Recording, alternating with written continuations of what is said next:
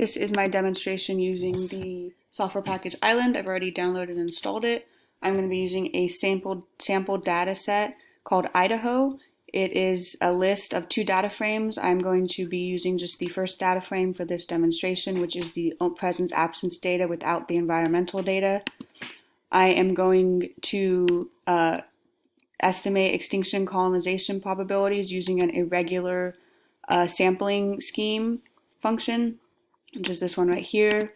I am then going to get extinction and colonization probability rate, which can be seen down here. I'm now going to transform those rates into transition probabilities with the function celotrans, which is necessary for the model.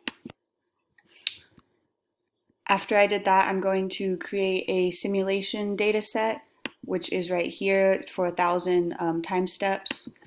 And I had to run this so that it would load within the time frame.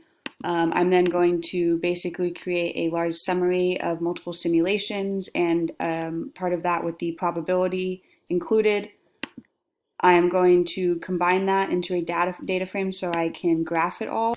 I have ran this graph for the sake of time so it loads. The black line represents the local richness across each quadrant sampled. The blue line represents the median richness across 1,000 simulations, and then the red shading represents the 95% confidence interval.